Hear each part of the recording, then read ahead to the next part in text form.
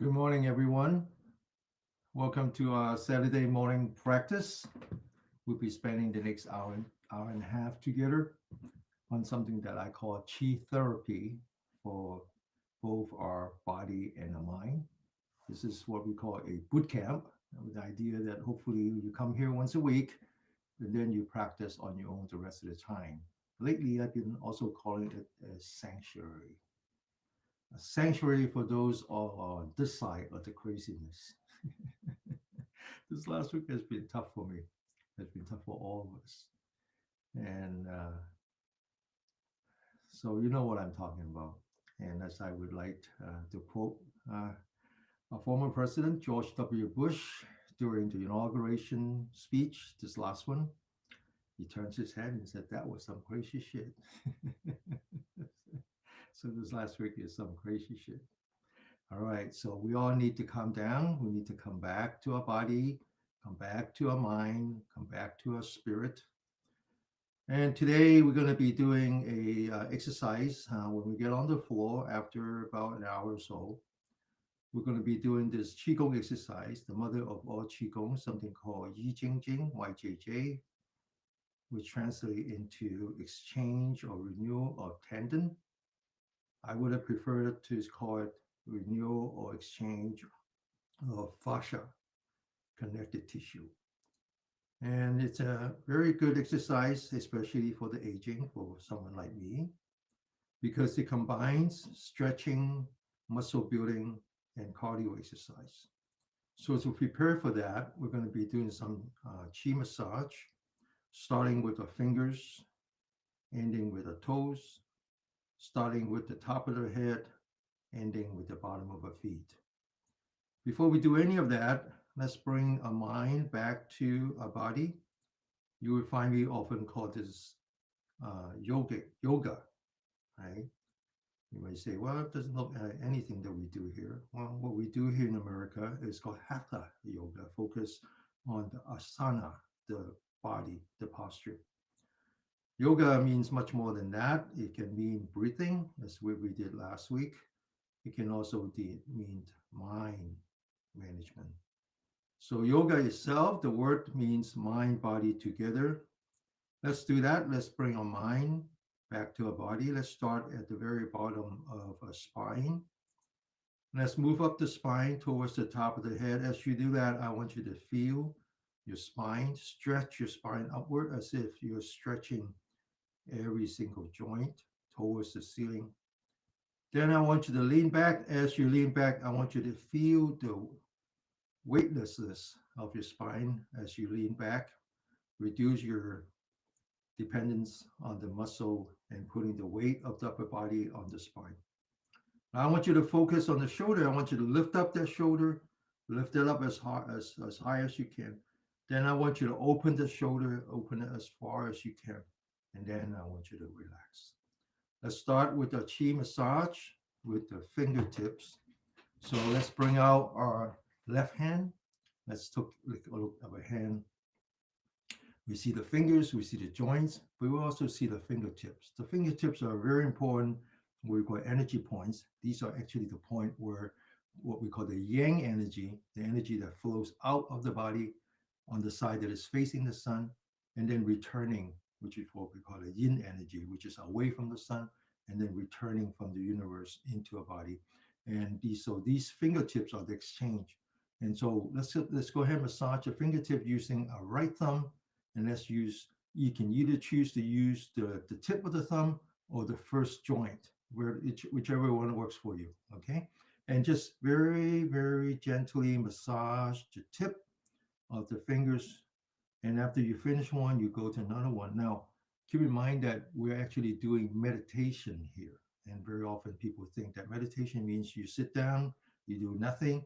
That's actually not true. We can meditate on all four postures: sitting, standing, lying down, and walking, which includes exercise. Now we finish with the left hand. Let's come back to the right hand. Again, as you massage your fingertips, try to anchor your mind on your body, anchor on your fingertip. Start to observe the change in your body. That itself is meditation. Now we're done with the fingertips. So we're going to move down from the fingers, and now we're going to massage the joints once again using the right thumb. And I want you to massage one joint at a time. Completely focus on the joint, massage the front, the left, come back to the front, now to the right. When you finish one joint, go to the next one. And so this massage obviously helps with the joints, but its main purpose is not just the joints, but to clear the qi. Now, you might say, well, what is qi? Qi is translated into something called life energy. It's not caloric energy. It's not what you ate this morning for breakfast and the calorie turned into energy. That's not it. And in the traditional yogic practice, it's called um, nadi. It's actually the energy that are flowing within the universe, just happens to flow through your body. And now we're done with the joints in the palm of the hand. Let's turn to the back of the hand. Again, starting with the tip of the finger, but this time we're going to take both the thumb and the index finger, and we're going to put it on the two corners of the fingernails, and we just do a little bit of squeeze like this, squeeze like this. So I talk about the yang and the yin. The yang is what's facing the sun. In the hand, we have six energy lines, three inside, three outside. And the outside ones often start at the corner of the nail, right? So we're going to massage that. So these nadis, the North Indians think that there's 72,000 of them, right? Very complicated system of energy exchange between you and the universe, right? All right, so now we're done with the fingertips. Let's again focus on the joints, one joint at a time, one finger at a time. Now, when that idea, when that concept comes to China, the Chinese had a long history of studying astrology, studying the solar cycle and all that. And so they abstracted into 12, what we call the meridians, and according to the cycle of the sun, right? So the 12 meridians, each one is like a wave. Each wave is active in one of the meridians. And so that makes up the 24 cycles. And also turn six of them into yin and six of them into yang. All right, so now we're done with the joints. Let's continue in the back of our hand, and let's just fold up a fist, very light fist. We take the right thumb, we use the edge of the thumb, and we fit it in between the knuckle. And then now in the back of a palm, you notice that the fingers, the individual bone, before they join together at the wrist, you put the fingers in between the bones and you massage. And then when they finally join at the wrist, you can feel like two little dimple and just kind of do some acupressure on the dimple. Now you come back to the thumb. We're going to massage the thumb all by itself. The thumb actually is the one digit that we use the most.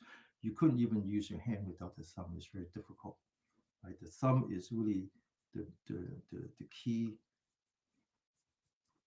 And then now I want you to massage. Imagine that this is like a drumstick, right? So I want you to kind of massage this meaty part. And then I want you to take the knuckle and then just kind of do some acupressure like this.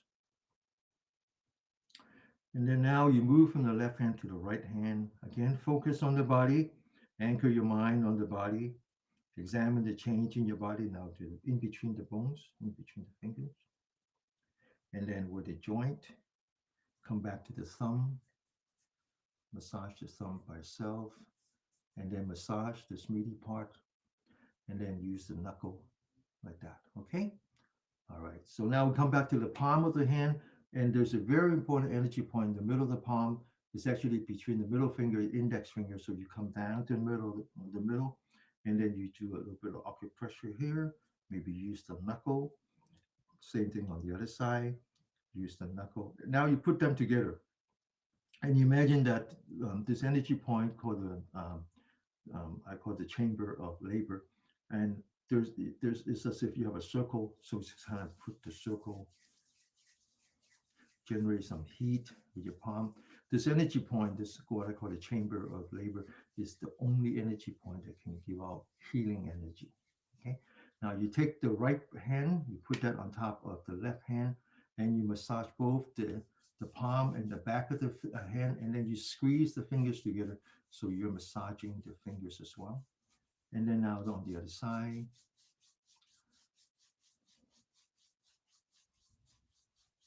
So when the Chinese talk about the yin and the yang means the sun, the solar energy, or the masculine energy, or the generative energy. Then it's dominated by the sun. But then when they talk about the yin, the absence of the sun, then it's dominated by the other planets, the five planets. So everything is in five, right? So the five elements are translated into the fingers too. And so when we do the exercise on the finger, it's not just about the finger, it's about balancing the energies in internal, right? So the Chinese approach to actually not the Chinese, the Asian approach, the East Asian approach to um, medicine is very different from the Western approach. The Western approach is what we call the alternative medicine. It's very new. It's only about 150 years old, and it's really dealing with the organ, right? And it deals a lot more with the symptom as opposed to the underlying illness. Whereas the Chinese, they think of the body as a system of energy. And so what we're doing is really balancing the system of energy. And so now we're done with that. And so we're ready to do some finger exercise. All right, ready to do some finger exercise. Once again, the fingers represents the internal organs as well because it's all energy. And this exercise that we're going to do next actually uh, um, is a very famous qigong exercise for those who have suffered minor stroke. It's actually part of the physical therapy, very popular in Taiwan. And so, since we're doing qi exercise, it's important to understand that the rest of our body, right, are conduits of qi, especially the spine. The spine is actually where the yang energy goes. So, before we do this energy exercise, we need to come back to the body once again, stretch the spine, stretch towards the ceiling, lift up a shoulder, open a shoulder, lean back up the torso, relax the shoulder, relax the spine. Now we bring out our fingers. It's a very simple exercise. We take the thumb and the index finger and we put them together like this. And then we just have to squeeze as hard as we can. We squeeze as hard as we can. And then now we take the thumb and the middle finger, same thing. Squeeze as hard as we can. Squeeze as hard as we can. Then the ring finger and then the little finger. And then we continue the next part. Next part is when we put the thumb in the middle of the index finger and we squeeze. Put it in the middle of the middle finger and we squeeze. Put it in the ring finger and we squeeze. And put it in the little finger and we squeeze. Okay, that's it. Right. This exercise actually balances the internal energy and maintain the harmony. Maintain the harmony. So lately, a lot of people around me, some of them family members, some of them are just friends, and some of them are spouse of family members. Um, Many of them are suffering from cancer. So we have had liver cancer in the family, lung cancer in the family, brain cancer in the family, and most recently is pancreas cancer. So cancer is not a disease in the sense that there is no foreign agent. Right? You don't get it from the outside. It's not content. You don't get it from a carrier. It's actually bad energy within your body. Right? It's bad energy. It's like bad energy in the family. Right? If you have a bad energy in the family, the kids cannot survive. They turn into undesirable. What we would consider undesirable behavior. The body is like this. When somehow there's bad energy in the body, and the cells has to survive, and so they turn to cancer cell. Right? And so the Chinese believe that it's all about balancing the energy, all about letting in the positive energy. Now, the positive energy can come from food, can come from the environment, right? We used to think that we live in a toxic environment, but not so much anymore. We spend so much time and effort making sure that our food is It's grown properly. Whether it's organic, inorganic, there's still, very low level of pesticide these days. And it's more about internal to us. It's really more about our health, our mental health, and how we deal with stress, right? So it's very sad. All right. Now, so this exercise would help balances that. And the reason you have to balance it is because, for example, um, one of the most common form of cancer these days is lung cancer, and very young people get lung cancer, in the 30s and 40s even, and they have no history of smoking. And the Chinese believe that, well, that's because you just have you just let the emotions, the emotions can be fear, can be anger, can be all of that, and so we need to learn to balance it. And so now the next finger exercise has more focus on the brain, more focus on the brain, right? And I talk about how, as a species, human beings developed because of their fingers, which were the first species in the animal kingdom that really learned how to use their fingers. And so there's a relationship, a very strong relationship between the fingers and the brain. All right. Okay. So let's do this next exercise. And the key of this exercise is two things. One is that it separates the left brain from the right brain. The second is that it controls the fingers, the digits, individually. So let's sit up straight. Once again, stretch your spine. The spine is actually has a name. It's called the governing vessel. It's outside of the 12 meridians. And let's stretch the spine. Open, lift up a shoulder, lean back, open a shoulder, and then relax. Now let's bring up our right hand, which means that we're using the left brain.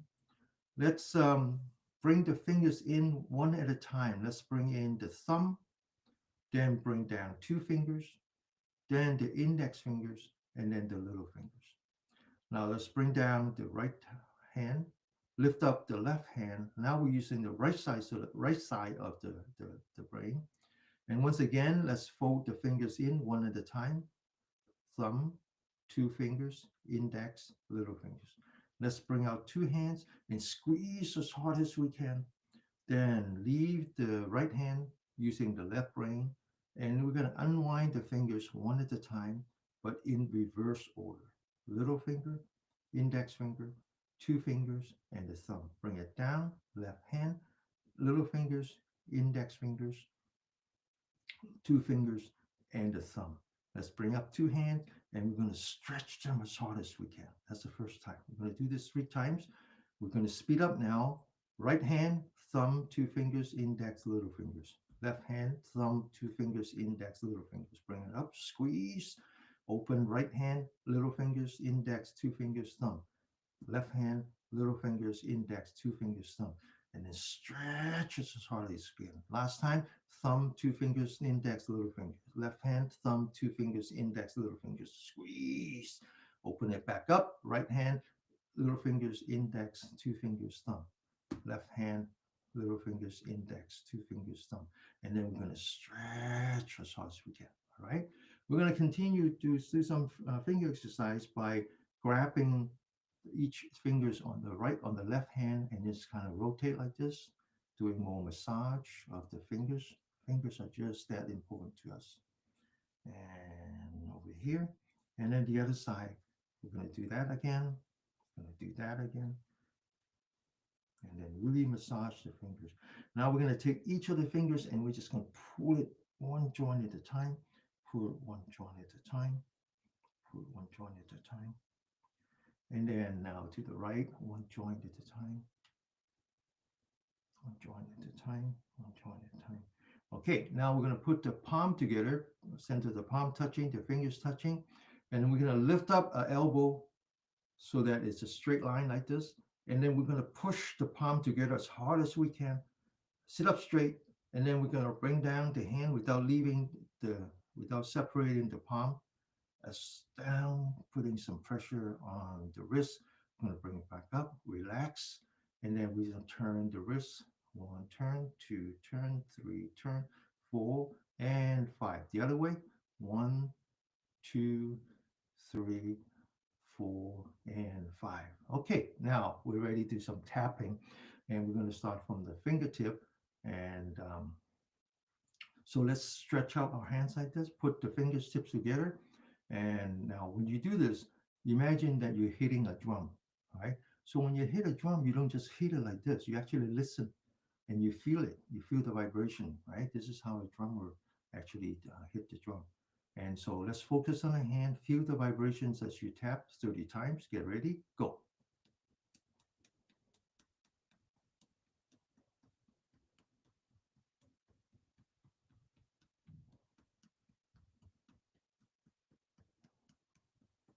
Okay, now we're going to cross the fingers. There's another energy points in between the fingers.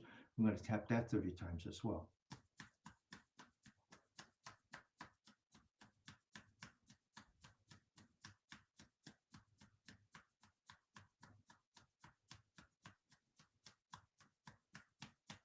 Okay, now I'm going to introduce you to the three meridians that is away from the sun. So the yin. One is the mind, or sometimes you say heart, because it's the same word. And one is the pericardium, so that is definitely the heart. And then one is the lung. Now, keep in mind that when we use these name of the organ, it is just abstraction. It's not really the heart or it's not really the lung. It's much more than that.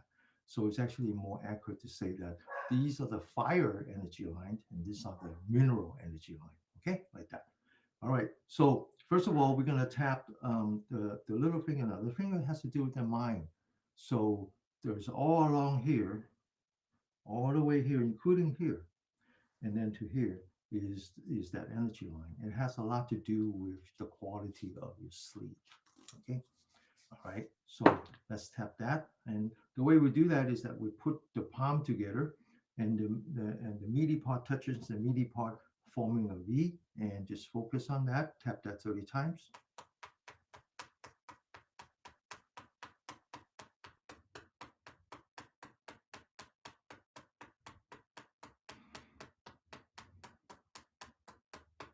And then now go the other way, which is the lung energy line. And again, this is like the drumstick. So we're going to put that together, forming a V facing down 30 times.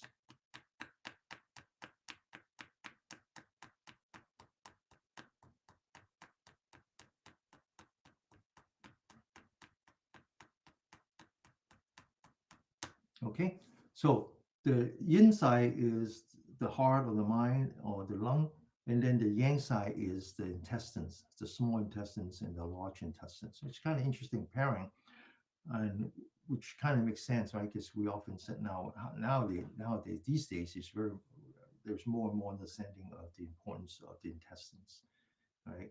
In fact, I've been reading some articles that there was a time when people were really into juicing and really into finding ways to detox the body, removing the toxins in the body by drinking. Um, I remember we used to go to Costco and they would sell these machines, these juicers, and they would have all kinds of stuff they put in, including grass. They put it in and you drink it. And the idea is that you cleanse your system of any toxin, which turned out to be the wrong thing to do. Turned out to be the wrong thing to do. It turns out that there's a lot of bacteria in your intestines that are important for your health. These days we call it probiotic, right? And nowadays more and more people understand how the intestines affects our health, not just our physical health, but our mental health. We all know that, right? So when we eat chocolate, it makes us happy, right? Okay, so it turns out that the the small intestines and the mind are one pair, all right, one pair.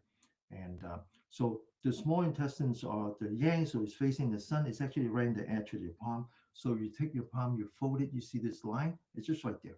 So now you put your palm together like this and you put it flat. Then you roll up your fist softly and we're going to tap that energy point 30 times.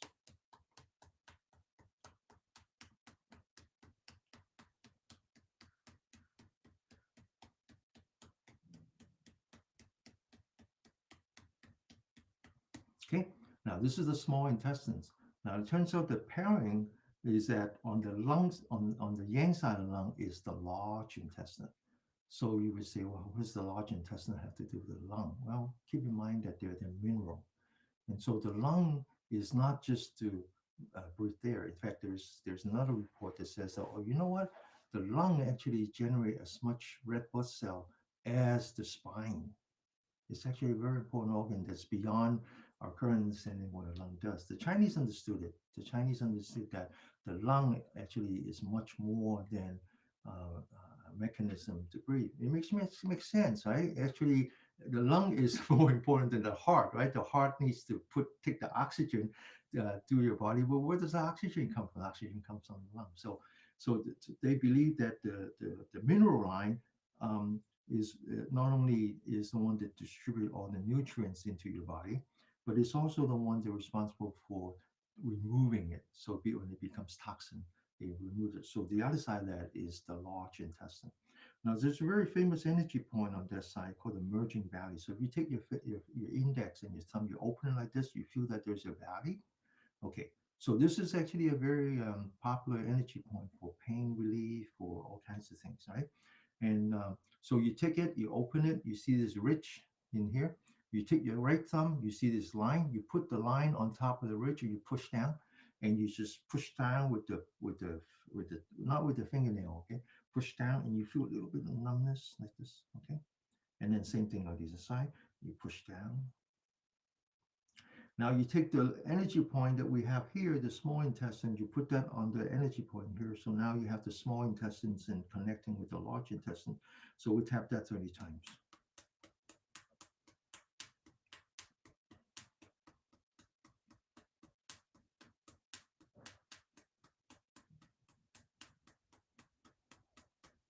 And then the other side.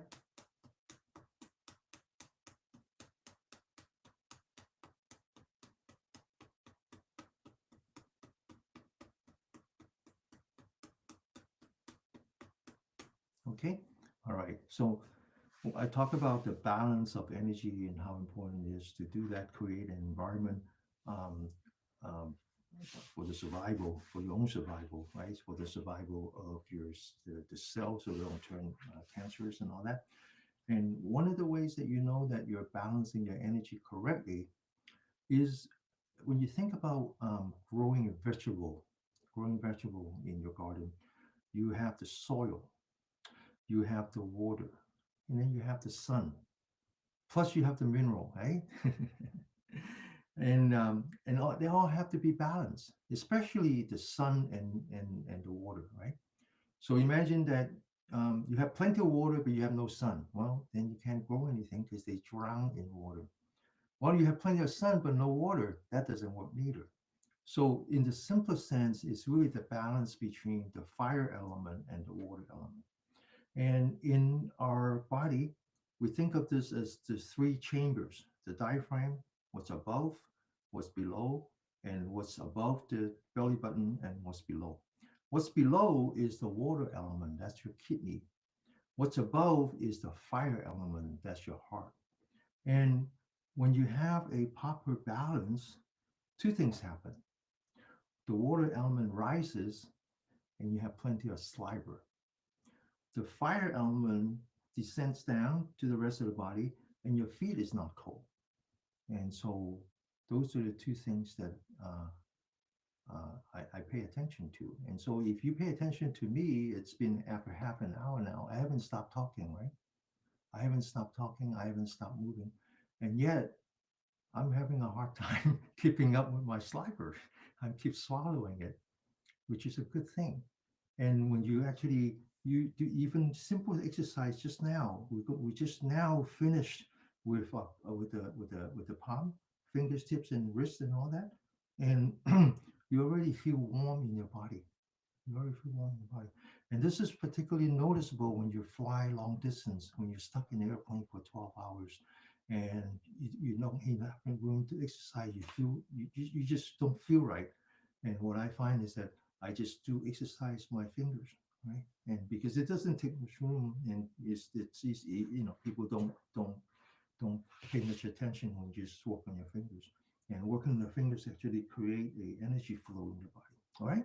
So the next major exercise that we're going to do is when we use our fingers like that, which is very mechanical, right? Action equal to reaction.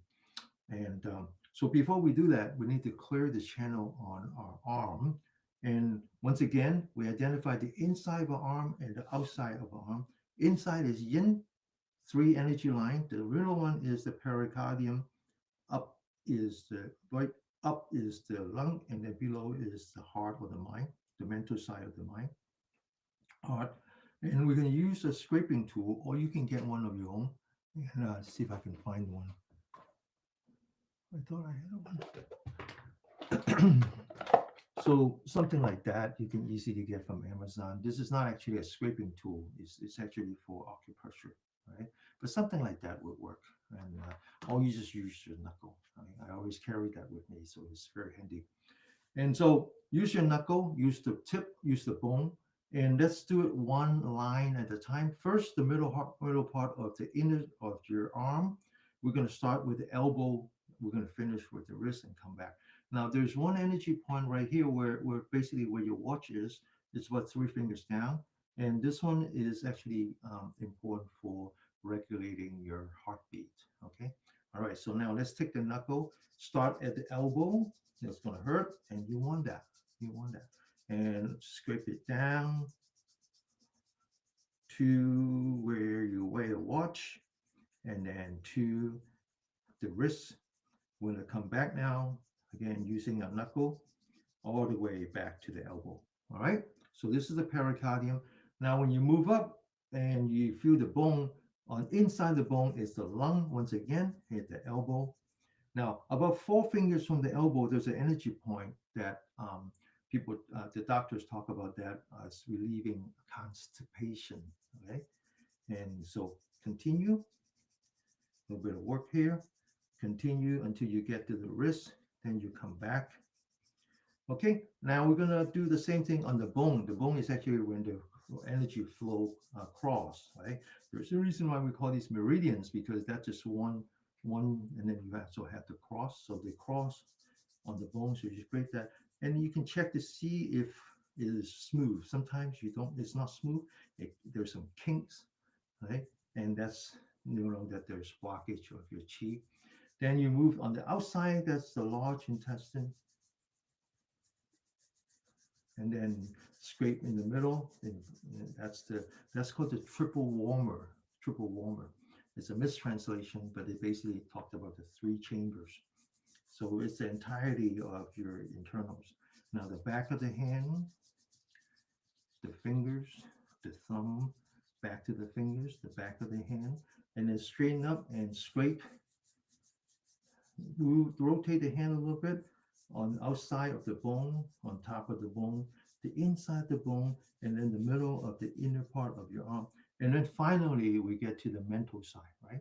So there's a very famous energy point right at the wrist, but there's actually four. So we scrape about 3 inches, and then we scrape until we get to the elbow. Now we're going to be working on this energy line all the way to the armpit, including this part. All right, we'll do that later. Now we'll go to the right side. Once again, in the middle. Now I do this all day long. I do this all day long, right?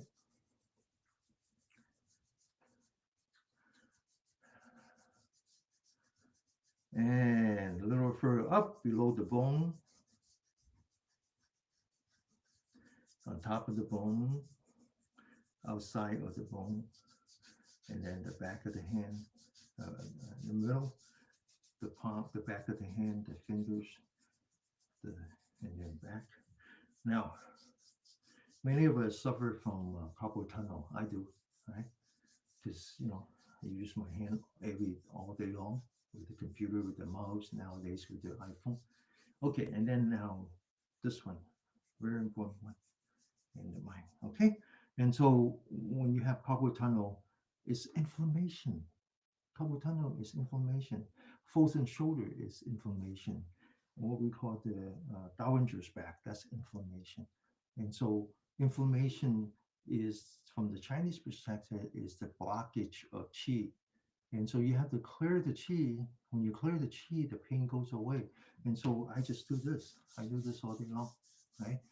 And sometimes you wake up in the middle of the night. I hate it when that happens. And you first thing you notice is that your arm is very warm. because of carpal tunnel. So you scrape it and then go back to sleep, right? And if you take pain medicine, which I used to do, it goes away too, but it doesn't solve the problem, right? And then eventually you go to the doctor and they say, okay, we can inject them steroid. What does steroid do? Steroid is to reduce inflammation, right? Okay. All right. So now ready for this exercise. This is very important exercise. And once again, because it's a Qigong exercise, we need to come back to the spine, stretch the spine, lift up a shoulder, lean back the upper torso, open the shoulder, relax the shoulder. Now we're going to point all 10 fingers towards the camera. We're going to lock the elbow. We're going to roll up the four fingers. Keep in mind that those four fingers are the spring. Then going to lock the spring with the thumb. And the way to do that is that you wind up the springs. You wind up the four fingers, but you hold it down with the thumb. And then you go one as hard as you can. Lock your elbow. Two as hard as you can. Three, four, five, six, seven, eight, nine, and 10. Okay. Now, this is a very important exercise. It sends energy out, that's yang, and then in return, action equal to reaction, it comes back as yin. And you clear the channel, and I'll be celebrating my 69th birthday this year. Look at my fingers, they're straight as an arrow, right? Which means that I have very little inflammation in my fingers, right? Otherwise, now this one is crooked. I can't, this one started way before. And what can I do? All right, so we're going to continue. We're going to continue to do action equal to reaction. All right. And we're going to lift up, stretch your spine, lift up our shoulder, open our shoulder, and then relax. I can't tell you my birthday, but I am a Virgo. And now we're going to open the shoulder.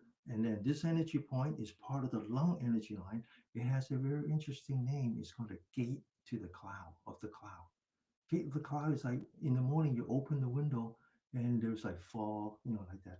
That's how the the earth is being moisturized, right? All the natural um, nutrients are actually moisturizing the earth. So this is like how the lung moisturize your body. So you have to open this, all right?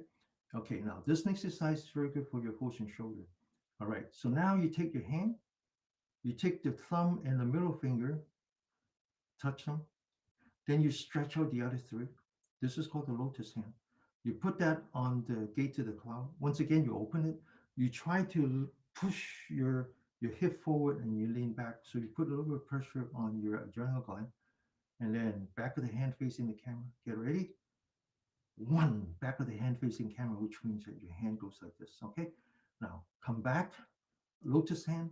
Put that on the gate to the cloud. Once again, open. Push out your hip.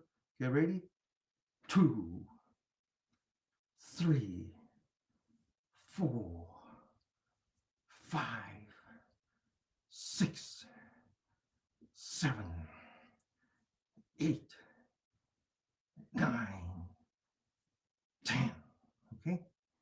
I can't tell you my birthday because I like this little, I don't believe in it, but on the other hand, it's a funny story to tell. So some Chinese people, as they age, they like to hide the birthday. They don't like to celebrate the birthday because they don't want they don't want to remind the heaven how old they are. Right? If you don't remind them, they ignore you and you might live a little longer. All right. So you notice that we start the fingertips, and after, what is it now? 40 minutes, we got to the shoulder. And so let's continue from the shoulder up to the top of the head, right? So, and we pass through some very important energy points here. I would point out 4 of them on both sides of the neck that are very important for high blood pressure, especially this one. So this one, so we're going to sit up straight and we're going to bring our hands together, locking the fingers, put that behind the head, sit up straight, looking straight ahead now. Use your thumb and you feel this cavity, right? So you use your fingertip, not the fingernail, and you push down on them as if you're squeezing a water hose, and you lean back the forehead. You maintain that pressure. Now, this energy point is called the wind, the palm of wind. Wind is essentially nerve, okay? What you cannot see, cannot taste, cannot smell, you can only feel. And now this energy point actually is part of the meridian that we name after gallbladder. It actually goes above the ear like this. And so this energy point is good for your eyesight, it's good for your ear, and it's good for your brain. All right, so it's a very important energy point. All right, so now we keep pushing and then we release. All right, now we take the right hand, we put that on the left side, we push down with the four fingers, we lean back, maintain that pressure. Then we grab the left side of the neck and we pull it onto the right as if we're opening a channel. Then we do the same thing on the other side and we pull it towards the left and relax. Now we take the right hand, we put that below the ear, and then we're going to whisper to ourselves by saying, relax, relax, relax. Now the other side, relax, relax, relax. Now to the top of the ear, and just bring it down on the bone. Relax, relax, relax. And then the other side, relax, relax, relax. Okay, now we're going to do some massage. We'll come back to with the thumb and just kind of massage here. Now we're going to move towards the ear. On top of the bone, there's two energy points here that will actually relieve some stress and help you sleep better. Now we come back, thumb on one side, forefinger on the other, and we're going to do some massage. This is the first set of energy point.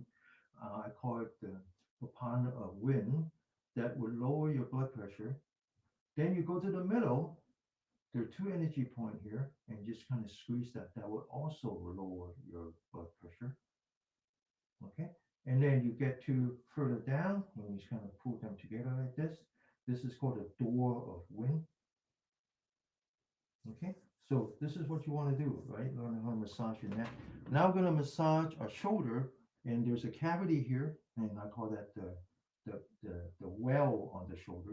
So you kind of massage that, massage the back, and then just kind of massage the shoulder while you're whispering to yourself, relax, relax, relax. Now do it the other side. Back, and then relax. You have to learn to whisper to yourself, right? So those of us who came to the talk with Professor Clark, and she was talking about mental health 101, and she actually mentioned that griping is a therapy. I said to her, well, I gripe all the time to myself. Another word for that is whispering to yourself, right? Tell yourself to relax, relax, relax like that. All right. So we're done with the neck, we're done with the shoulder, and we're now going to work on the face. All right. So back to the center of your palm, take your knuckle, do that, energize, do that, put them together and move them in a circle. And now you form an empty hand. You put that in front of your eye. You open your eye and you should see darkness. If you don't, and you see light, you move around your fingers until you see total darkness. All right. All right. So get ready. First time. And put that on top. Open your eyes. Nothing happens. Second time. Put that on your eye. Open your eyes. You feel a little warm, right? Feel a little warm. The eyes adjusting to the energy that you put out, which turns out to be infrared. Okay, so a lot of people that demonstrate Qigong, turns out that the energy is always infrared. All right, so now you massage the face from the forehead to the chin. Then you massage the side of the face. Then you put the center of your palm and you put that on your temple. Then you massage in between the eyebrow. Again, you feel a lot of stress here. A lot of stress here. Then you massage the forehead. Then you massage this tip right here, right here. Okay, now you go to the brain and whisper to yourself. This part of the brain is responsible for all your cognitive function. It's large brain, big brain. Then you move up to the top, you move a little further back, and this is the part that is responsible for your memory. Now, why do you have to whisper yourself? Because you want to be thankful. You want to show gratitude to your to yourself.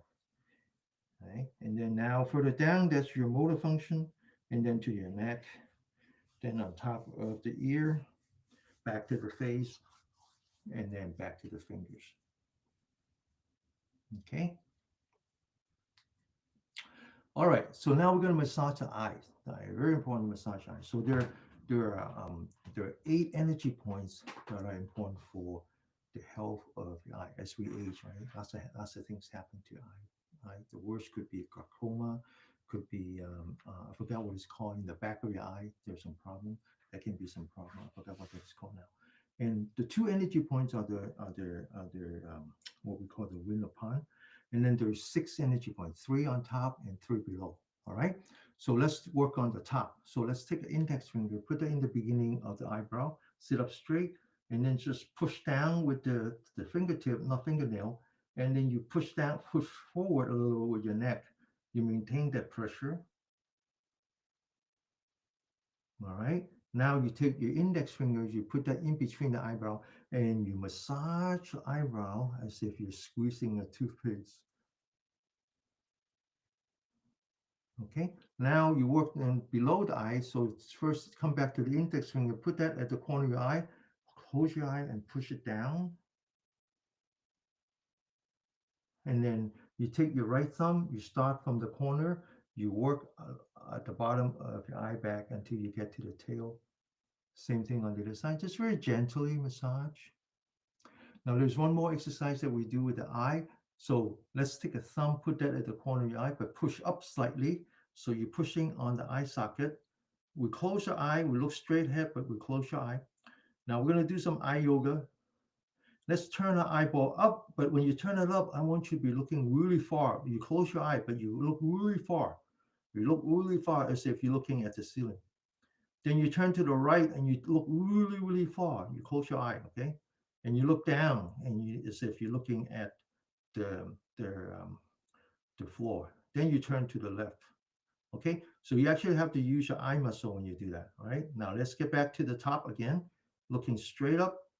And then now we're going to go clockwise. So up, right, down, left, up, right, down, left, up, right, down, left, back to up. We're going to do a counterclockwise. Left, down, right, up, left, down, right, up, left, down, right, up. Open your eyes. Okay, very bright, huh? All right, so now we're going to take 2 fingers and we're going to massage from the corner of the eye to the chin. Now we're going to take the index finger and just put that right below the eye. You have an indentation here. Then we're going to take a thumb, put that on the cheek, and push up. Then we're going to take 2 index fingers, put that outside the nostril. Then we're going to massage the neck. All right. All right. Okay. Now we're done with the face. What remains will be the ears. We're going to separate the ear into 3 parts. The ear takes the shape of the fetus. The Chinese believe that all energy points in your body are reflected in your ear. So it's very important that we learn to massage the ear. It's very important that we learn to massage it into 3 parts because it reflects the 3 compartments. First, we take the thumb, we put that on the upper part of the ear. We take the 4 fingers and then we kind of massage the ear. Then we put in the middle, the 4 fingers in the back, we massage. Then we take the index finger, put that below, the thumb in the back, and we massage. Then we massage the tip, yank, massage the edge, massage the ear loop, yank. Put the thumb behind the ear loop, the index finger outside the ear canal. I forgot what it's called. And then just kind of massage. Now we learn to massage the back of the ear, which is important for high blood pressure. And you notice that the ear curves out like this. So we massage from the tip to the bottom. Then we take 2 fingers, one on the ear, one on the skull. We massage from the top to the bottom. Same thing on the other side.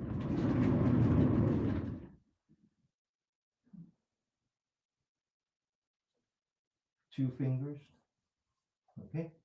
And if you're doing this for the first time, you will notice it that all of a sudden your body is very warm. Okay. Now we're going to do one more exercise to the ear called drumming. And so we're going to take the hand, put that behind the ear, and stretch the back of the ear, close it, and then one, two, three. Okay. All right.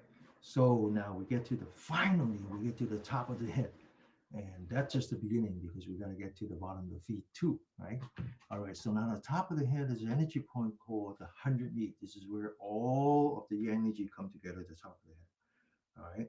So I told you many times my father suffered from dementia, and I used to do the chief. Everything I learned here, I learned from working with my dad, healing him. And it turns out that when you have dementia, this is the one energy point that can kind of bring back some of the goodness in your brain. And in his case, it brought back some of the good memory, right? So when you suffer from dementia, as an observer, as a caregiver, it's a very painful sickness because you're lost. You don't know what's going on. You don't recognize anybody around you.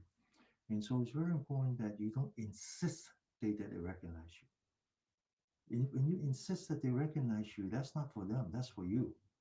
And so when you're a caregiver, you have to accept it as what it is. And so they will recognize you as the caregiver, but not necessarily as the number one son, which is okay, right? Which is okay.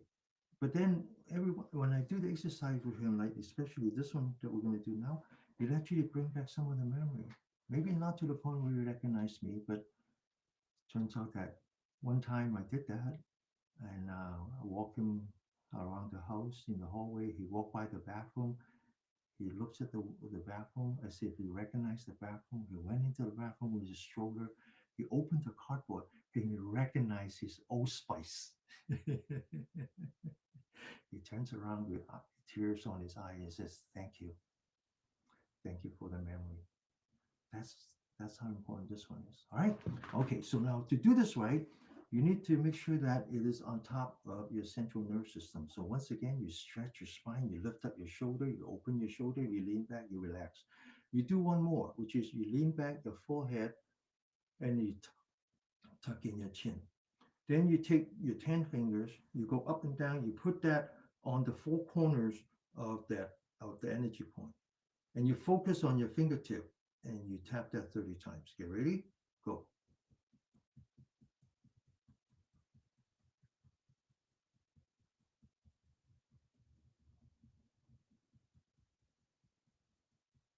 Okay. Now you use the fingertip, not the fingernail, and you massage your skull all the way down to the neck.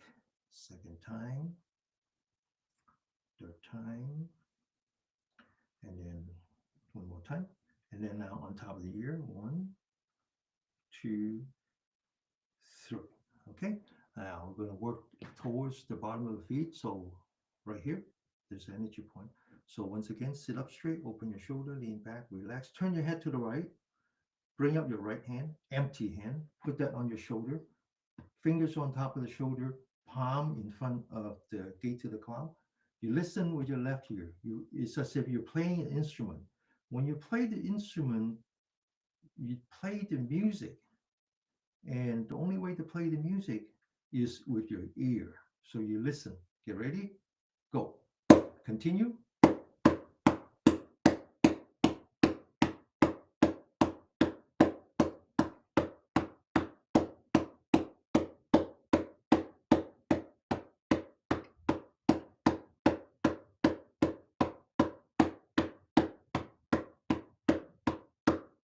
Now, same thing on the other side. Open the shoulder, relax.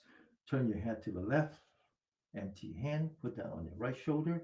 Listen with your right ear. Wake up. Continue.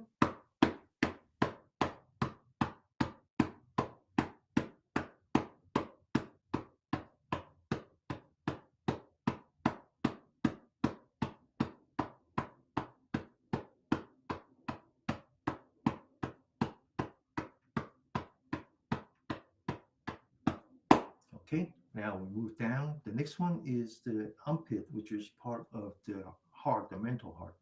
And so we need to stretch this muscle. So we take the left hand, we take the elbow, we put that on top of the head. We sit up straight, looking straight ahead. So we're stretching this part. Now, the upper part of the ear is actually the bottom part of your body. So this energy point reflects the adrenal gland. So we're going to put some pressure here to reduce our anxiety. We turn our head to the right, listen with the left ear. We take the right hand, put it on the armpit. Get ready. Empty hand. Go. Continue.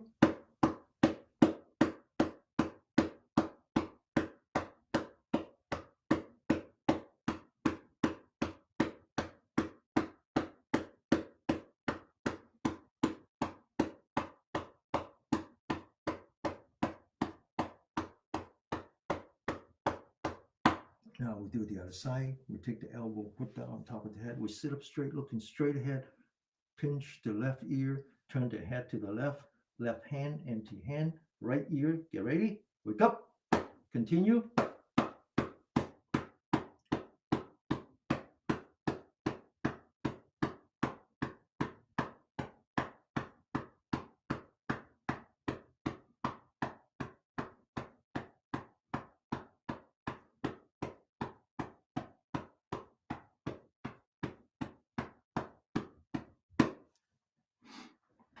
Okay, so we continue, but there's a very good comment from Linda. True, not good to push the memory. It's very painful when you try to push the memory.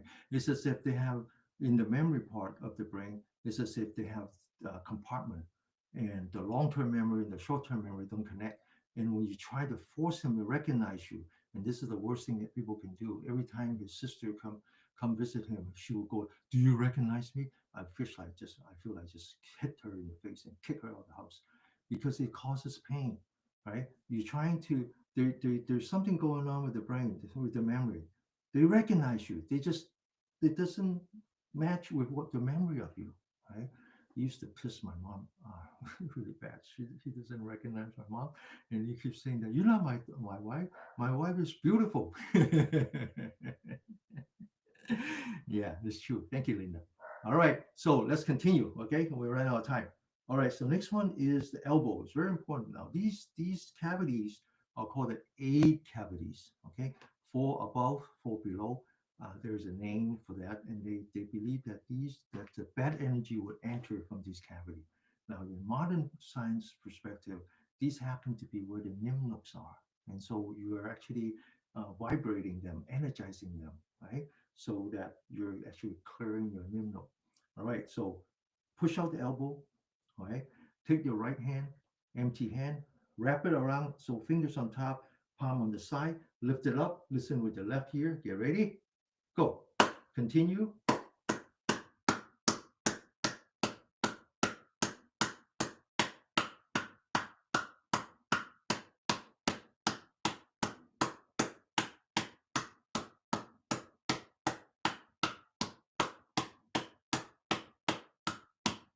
And the other side, left hand, right ear, get ready, go. Continue.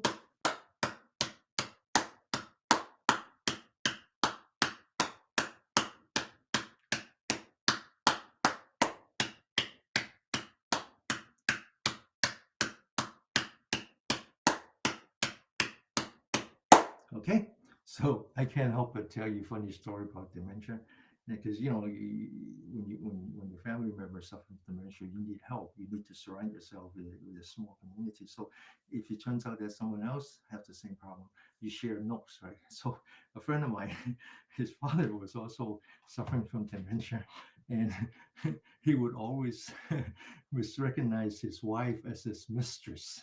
Turns out that he actually has a mistress. So he will always say to his wife, "Well, you better leave before my wife comes back."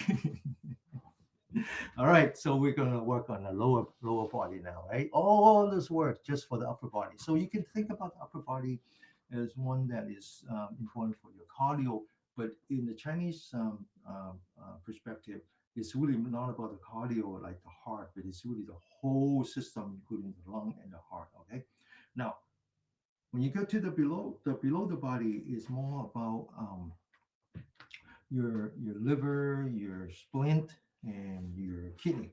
So it's more about metabolic. Okay. All right. Okay. So we're going to work on the inside, which means yin, right?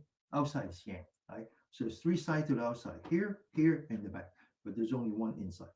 Now the inside, there's an energy point here, and if you go from the knee, you measure 3 fingers, there's an energy point here that is very famous for reducing your cholesterol. Now, cholesterol is a sign of inflammation, right? It's your body putting out cholesterol to heal the inflammation in your blood vessel. All right, cholesterol itself is not the disease. All right, so now we're going to tap that 30 times, but using a very soft, empty fist. Get ready, just to vibrate it. Get ready, go.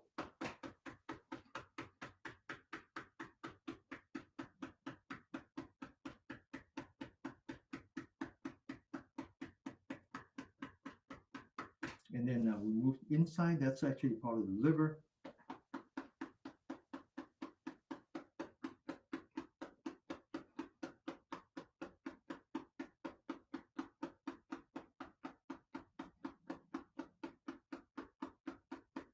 Now we're going to close the knee. We're going to go from the liver, which is on the yin side, to the gallbladder, which is on the yang side.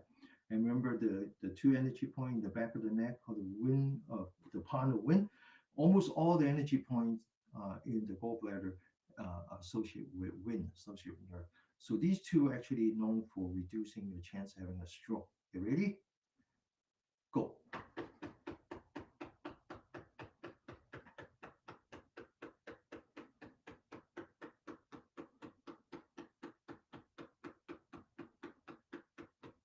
Second one.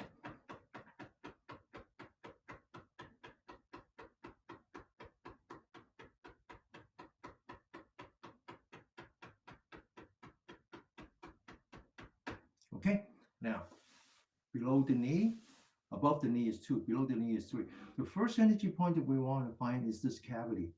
Okay, so it's below the knee is this cavity on the outside. Now this one is known for improving your immunity. All right, get ready, go.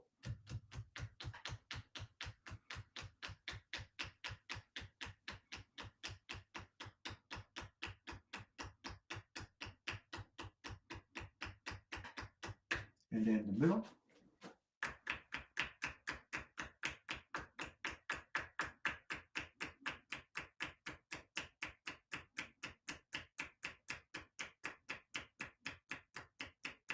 And then further down. Now, when you go all the way down to the angle, you measure 4 fingers on the outside, and it's called the ringing bell.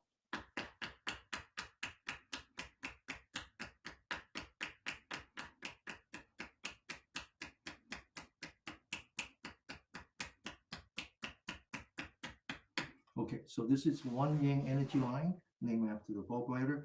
The second one is the one that we name after the stomach. There's a very important energy point here that helps you with digestion. There's another one down here, and together they're also important for your reducing your cholesterol. So let's bring in a knee, measure from the knee, 4 fingers, feel the bone just right outside the bone, front to back. Get ready, go.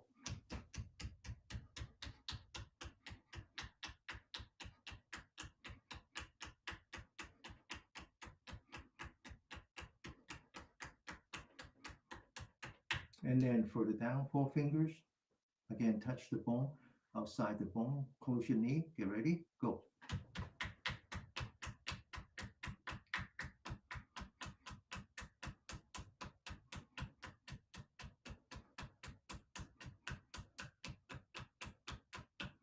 Okay, now there's one more yang energy line, which is in the back. There's one energy point that is very important. It's actually at the bottom of the calf. The calf, remember I talked about the intestines, the small intestines as the second brain. The calf is your second heart.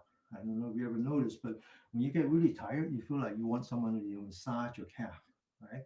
Because you don't have enough oxygen in your body, and this one will help. And so there's an energy point right below the calf, and so we take that, put that on the right knee, do that, and then we tap that 30 times.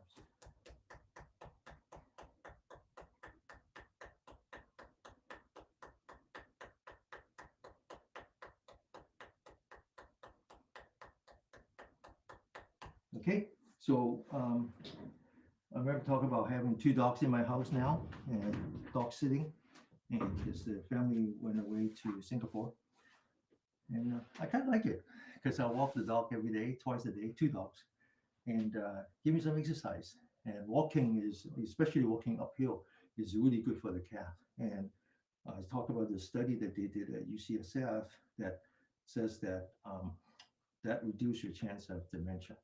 Second heart makes sense, right? Okay. And walking a German Shepherd is good because it's like driving a Humvee. Everybody walks away from you.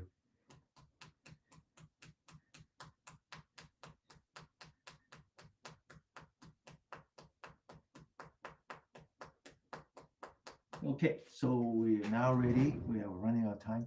We're now ready to work on the. I'm not going to get that going.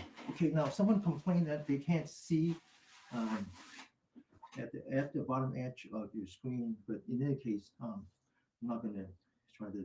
Uh, but basically, working on the toes, the most important part is actually between your big toe and the second toe. And again, you feel like there's a valley, just like there's a valley here.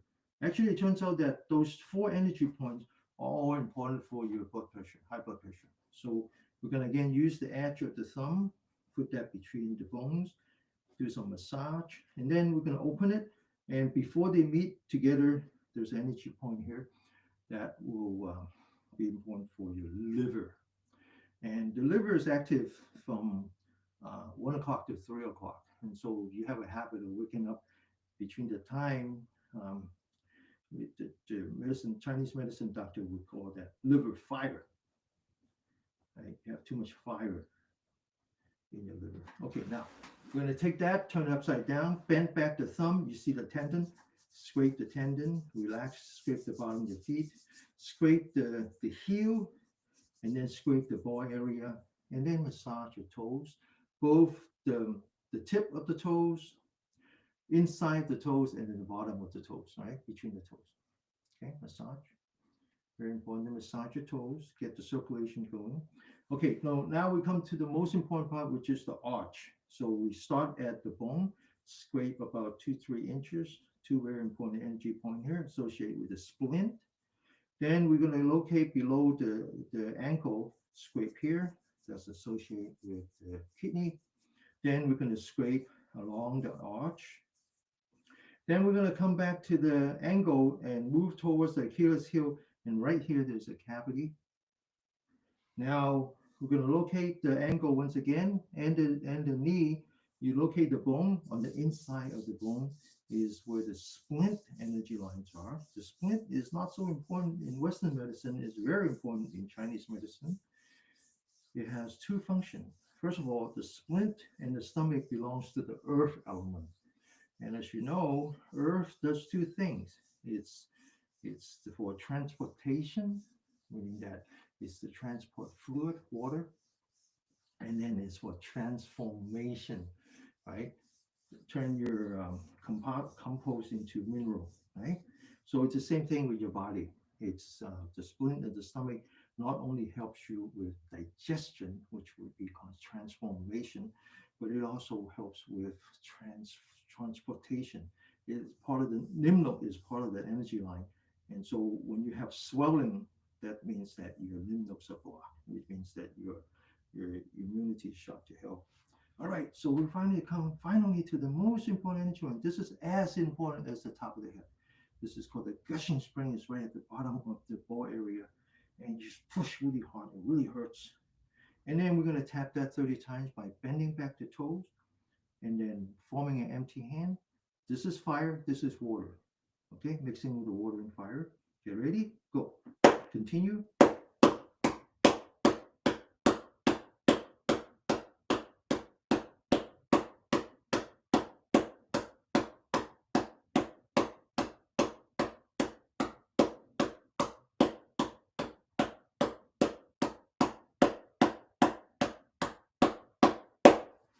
And then the other side. Again, massaging in between the toes and the second toe, big toe and the second toe. Do some acupressure here.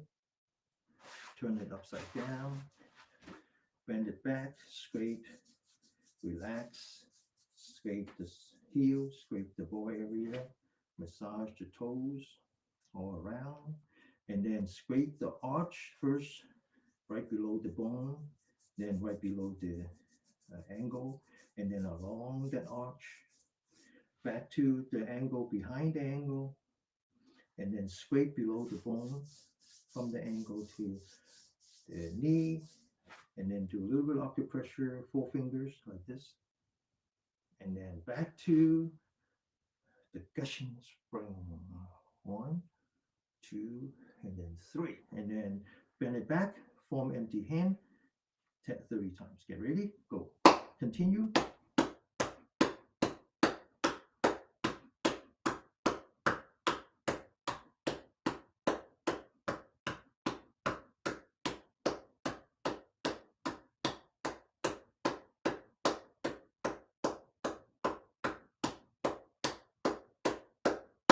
Okay, now when I do the same exercise in the Cantonese class, we usually have plenty of times left over.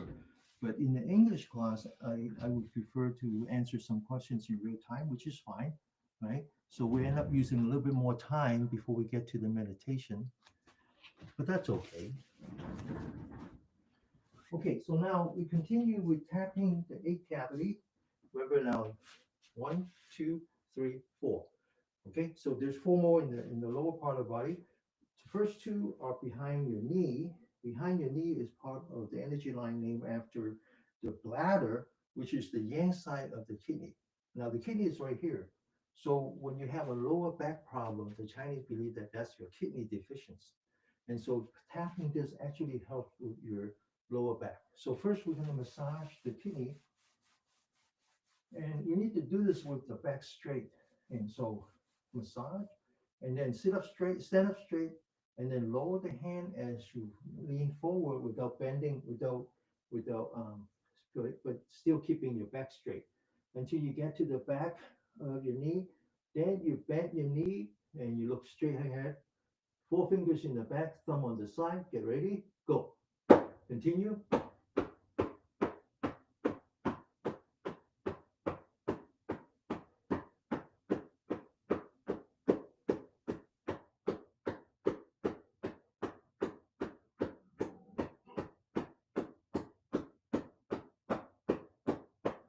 And finally, we get to the last 2 cavities, which is right here. So I mentioned how these cavities, there are some characteristics, common characteristics. First, they are the warmest part of your body, right? Especially right here.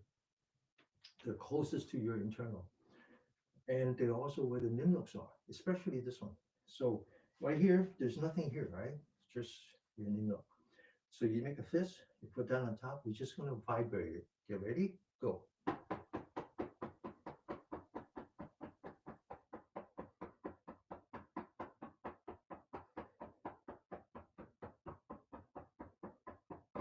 Okay, all right, so now we'll get to the finale, which is Yi Jing Jing. So again, Yi, in this case, YJJ, Yi means exchange, renewal. The second J can be translated into tendon, or it can be translated into connected tissue. So it's really about clearing the energy clearing your meridians so that the life energy can flow through. So there's stretching involved, there's cardio involved, and then finally there's strength building involved. Okay, all three are important as we age. So let's get ourselves into position. First, we're going to focus on the very bottom of our feet where we were tapping, which is the gushing spring. Gushing spring means that you're connecting with the earth. You let the energy from the earth gush through your body, right? So you need to stand as if you're really touching the ground. Then you turn your toes inward. Let me do this. Otherwise, I will go one way and then the mic will go another way. Okay. Now you turn your toes inward, which means you're loosening up your knees slightly. Your focus go from the bottom of your feet to the calf, right? Remember this energy point, the second heart? So this energize the second heart and let the chi rises. Then you open your shoulder and you relax your shoulder. Remember now, this one is called a well in the shoulder. So you really want to put the well on top of the spring, right? If you open a hole in the ground and there's no water, that's not a well. A well has to have water. So you have to open your shoulder, align it with the bottom of your feet. Then you want to turn, you want to bring back your forehead so your ears on top of your shoulder, and you want to tuck in the chin. So this 108, this energy point where all the yang energy comes together, has to be pointing to the heaven on top of your central nervous system. Now, if this is where all the yang energy meets, there's an opposing point where all the yin energy meets, and it's right at the bottom of your upper torso, right between your reproductive organ and the bowel and the bowel. So you want to think about aligning the top of the head to that. This is called 100 meet. This is called the yin meet. And when you align the straight line, it's not the spine. It's actually a straight line through your upper torso. Then you want to focus on the center of your palm and you want to bring it back. First, you want to point that to the earth. You want to bend your wrist 90 degree and you want to bring it back just so that you're on two sides of the straight line, which connects your yin meat and your hundred meat. All right, so you bring it back. Now the first one is called spirit boosting palm. It's action equal to reaction. And when you push, you send a shock wave and then it will come back, right? To do that, you must focus on the center of your palm. You bring your mind and your body together. This is a yogic practice. It's brought to us by a very famous yogi named Bodhidharma in the fourth century. All right. So mind, body together. That's what yoga means. And you focus on the palm. And when I say go, you don't follow me. You follow your heart. You follow your mind. You focus on the center of your palm and you push. Get ready? Go. And as soon as you finish an energetic exercise, you come back to your breath. You focus on your breathing, one breath at a time. You know that you're breathing in. You know that you're breathing out. After one breath, you focus on the second breath. Now, the proper training is that you focus on your breath, one breath at a time. And if you lose concentration, you start again. And then when you finish with this first breath, you continue with the second breath. And if you lose concentration, you start all over again until you can do two breaths without losing concentration. That is the proper training. So here we're just going to say, just focus on the breath twice. Okay. Now, second time, get ready. Go. Back to the breath. Now, it's good that you focus on the breath, but you can also check to see if you have sliver. Basically, when you push, you're energetic, you go into the fight or flight. That's when the body heals itself by sending out cortisoids, your own steroid. But then you need to come back here and restore the sensitivity to the cortisoid by focusing on your breath. And so when you enter into the rest and digest, you reactivate the sliver. So the sliver is that important. One last time. Get ready. Go. Back to the breath. Second one is called pointing. Pointing means that we're using a thumb this time, energizing both the lung and the large intestine. And the name of this form is called pointing the one tail, right? This is the energy point you want to point. You're just pointing, you're not touching. You're just forming a circular energy loop. You roll up your fingers and then you imagine hanging two buckets of water, one on each thumb, and you're lifting the bucket of water. Bend the thumb as hard as you can. Bend it upward. And then relax the fingers without lowering them. Focus on your breath. After two breaths, second time. Relax, back to the breath. One last time. And then relax. This time we lower the hand. We focus on the breath, one breath at a time. We check the saliva, check the inside of your mouth. All right. Then the third one is called beginner's mind. This is what the baby does to energize them, starting when they're inside the womb, inside the mother's womb. You take your thumb, you fold it across, you roll out your fingers, and then you squeeze your fist as hard as you can. You squeeze as hard as you can. And then you relax with the lower your hand, you focus on the breath again. And it's very important that we maintain that harmony, right? The harmony is the Chinese way of saying it's the balance between the two autonomous nerve systems. Second time, once again, open your hands, relax without lowering them. Third time, and this time you lower your fingers, you relax completely, you focus on your breath, you check the inside of your mouth, make sure it's nice and wet. Then you take a deep breath. You put your fists together, you put that on the belly button. And as you breathe in, you raise your upper torso until you get to here. Get ready? Breathe in,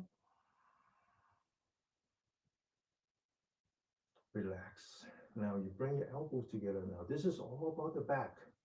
This is all about the back. The back has the energy line that we name after the gallbladder. And we're just gonna stretch the back as hard as we can. And then relax back to the breath.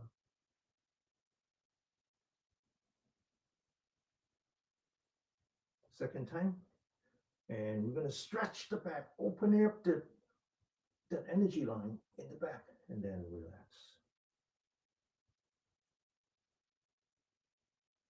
After two breaths, one last time, and then relax.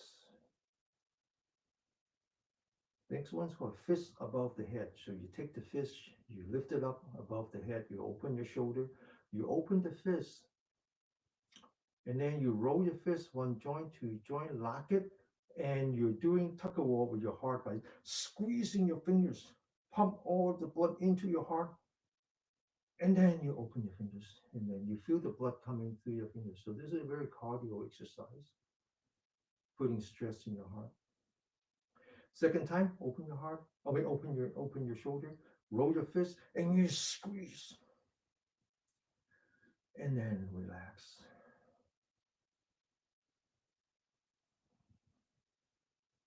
One last time, squeeze, and then relax.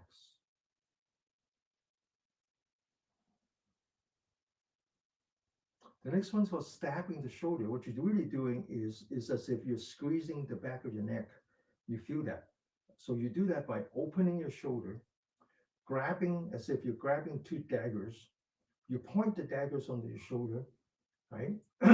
And you stab, and you feel the tightness in the back of your head, as if someone has squeezed those two pressure points.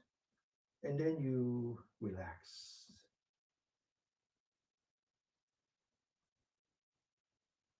Second time, stab, and then relax. One last time, stab, and then relax. Now the next one is going to cross. So you cross like this. You feel like you think that I'm punching. I'm not. I'm pushing. And that's why part of the name for this is called bang, which is the word that we use for avalanche. It's as if you're two mountains and you push them until you cross the avalanche, right? So you stretch out like this, you lock your elbow. You first do a big rotation with your wrist. Then you roll your fist, you take a deep breath, you hold your breath, and you push. And then you go, boom, relax.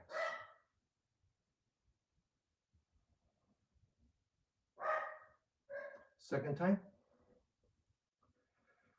and you go, boom, relax. Back to the breath. One last time.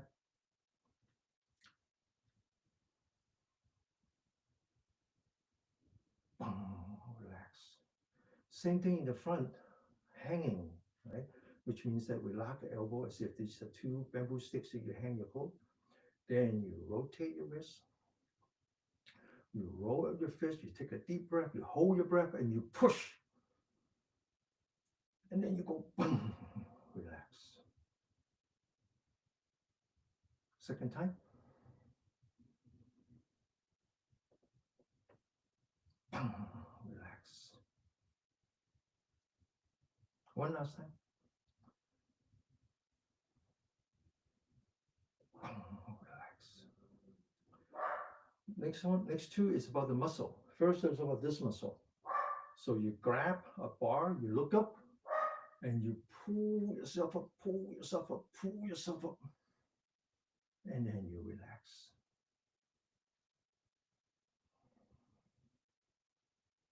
Second time. And then relax. One last time. And then relax.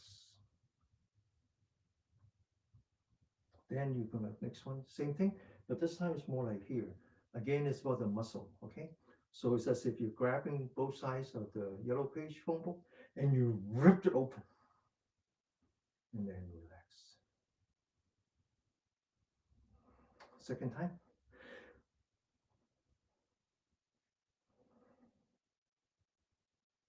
One last time. And relax. Okay? Now the next one, you swallow your saliva. So if you don't have a saliva, you're doing it wrong, okay?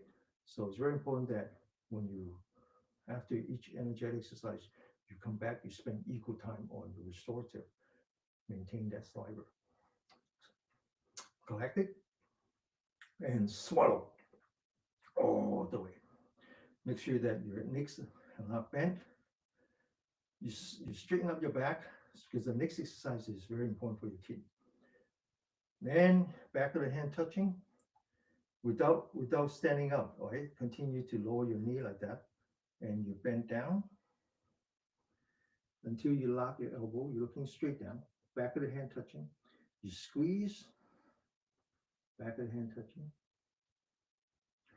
Second time. Back of the hand touching. One last time. Back of the hand touching. Now I'm going to let you see the side of this time. Okay? You rotate your hand. Now make sure your knees are not locked, okay? You take a deep breath. Then breathe out. Breathe in. And then you push. You don't jump. You push. You lower and you push. Then you take a deep breath. And then you breathe out. Okay? All right, so it's very important that we do a meditation after such an energetic exercise. So if you compare our weekly exercise one week to the other, this week is more energetic. Next week is more restorative. Energetic means yang, under the sun. And when you have what's called yang deficiency, in the simplest way of explaining it is that things you're supposed to do, you don't do well when you're under the sun. You don't digest well. You have constipation. You don't have any strength. You cannot walk the stairs. You get tired easy. You don't feel like you have any energy. That's called yang deficiency. So this one will help. On the other hand, kind of in a ballpark kind of way, next week's exercise is more about yin. It's more about restorative. So there is a such thing as yin deficiency. You can actually have both. You can have both yang deficiency and yin deficiency. Yin deficiency, in the simplest sense, is things that you're supposed to do at night, you don't do well. The things that you're supposed to do at night is sleeping. So when you have insomnia, when you have dry mouth, that's yin deficiency. But in any case, whether you are yin and yang, the importance is to maintain that harmony. And so when we do a energetic exercise, we come back and we try to restore ourselves by focusing on our breath. The first part is just moving your stomach as you breathe in moving your stomach as you breathe out. You focus on your belly button, and when you feel that you're breathing in, you move it forward. Moving it forward means that you're pulling down the diaphragm, increasing your lung capacity, but entering into fight or flight. And when you breathe out, you take your belly button and you bring it back. You push up your diaphragm, you're pushing out all the stale air from your lung, and you enter into rest and digest. So one breath at a time. Relax, move forward, breathe out, move backward. Okay, so that's the basic exercise. Basic exercise. And so I assume that you know how to do that. And so we're going to spend another 5 minutes or so over time on the second part, which is how we circulate the chi around our body. So by chi this time, in the simplest sense, are the static electrons that you create when you move the diaphragm. When you move the diaphragm, you're massaging the small intestines, which, by the way, helps with constipation, but also generate free electrons because the intestines have very long, they're 6 times the height of a person, has lots of surface, so they generate, they're piezoelectric, so they generate free electrons. And we're going to guide those electrons through our spine using the chamber between the left brain and the right brain, and then bring it back down. Okay, it's very simple. So we're going to continue to focus on the breath. And when we breathe in, we start at the very bottom of the spine. We go up towards the top of the head. We stretch the spine until we get to the top of the head. And then when we breathe out, we come from the top of the head. We come down through the forehead, through the bridge of our nose, through our tongue. The tongue needs to be touching, the tip of the tongue needs to touch the roof of the mouth. And as we come down, we lean back and relax until it comes to the belly button. Breathe in, stretch. Breathe out, lean back and relax. Breathe in, go from the back. This is what we call the guardian vessel. And then when we breathe out, we come down. And this is what we call the, I forgot what it's called. Okay, let's sit for 5 minutes. All right. Now I'm hoping that you do that more when you're on your own time. Okay. Try to see if you can do 15 minutes a day. 15 minutes a day is 1% of the entire day. There's 1,440 minutes in a day.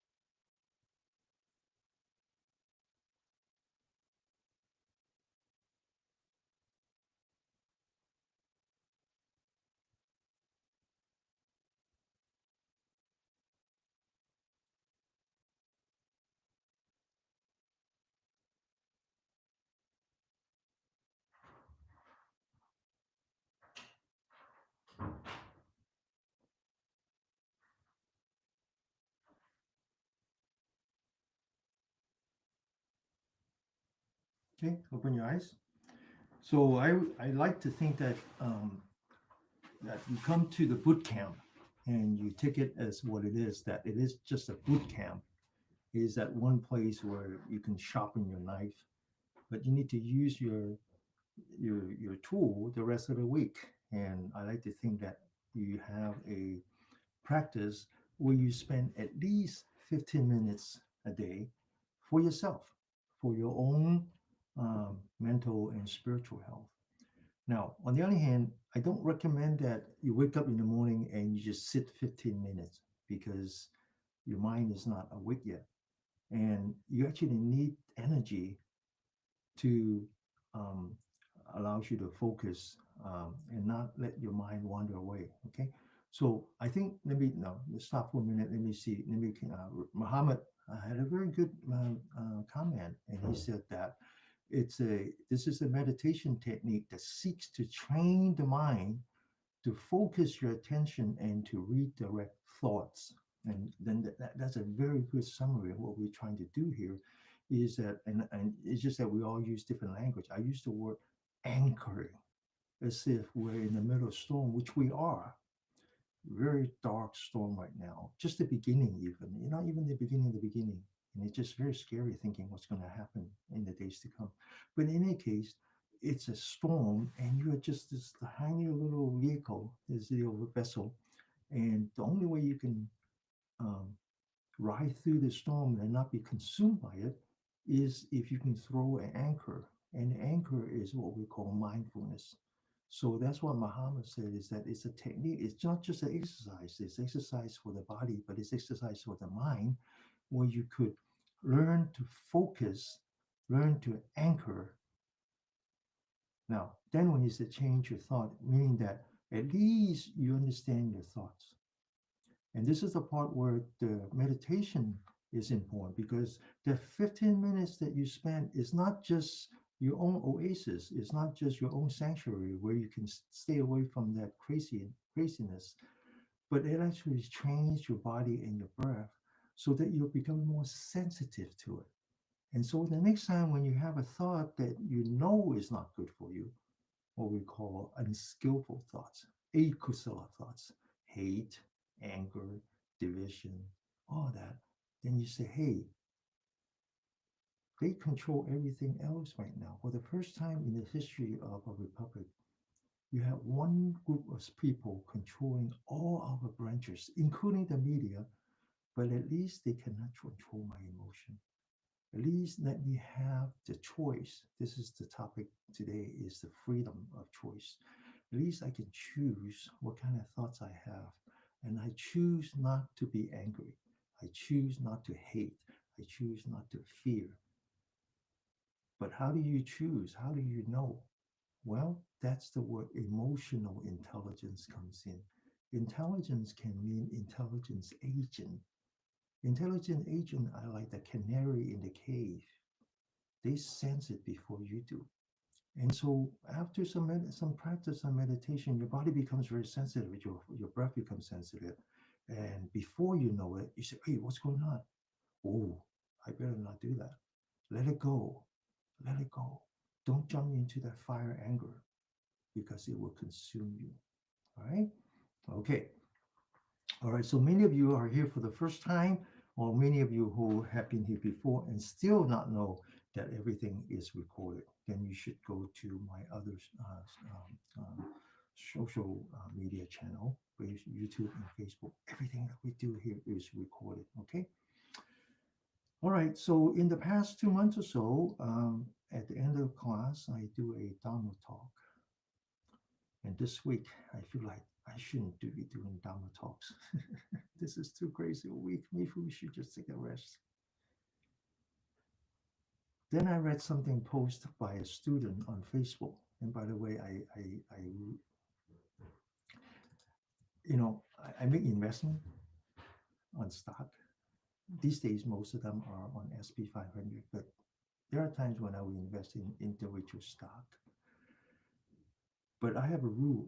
If I don't like the company, I don't like the CEO, even if I use the product, as long as I don't pay for it, I don't invest in it. I never invest in Facebook. Facebook is evil. But then we don't have a choice. This is where all the people come together. So I use Facebook. Facebook actually allowed me to connect to my students. And one student, we post something. It says, hey, it's easy to hate DEI, but tell me, which part do you hate? Is it diversity, equity, or inclusion that you hate? And it turns out that it's very difficult to hate DEI if you actually spell out the content. That was very inspiring. And I decided that, well, maybe I should do a Dharma talk after all. Maybe I should talk about DEI from my perspective, from the perspective of an immigrant. The problem with DEI is that in this last election, it became a wedge issue. We lost the fight because we allowed it to be a wedge issue. It was our fault. Because we were fighting for the right issue, but we fought it in the wrong battleground. I remember one of the title that I used in one of the earlier lesson class was broke, not woke. We lost the battle because we choose the wrong battleground. Most of the country right now is a lot less concerned about diversity, equity, and inclusion because they are much more focused on their everyday living. I'm 69, as I mentioned.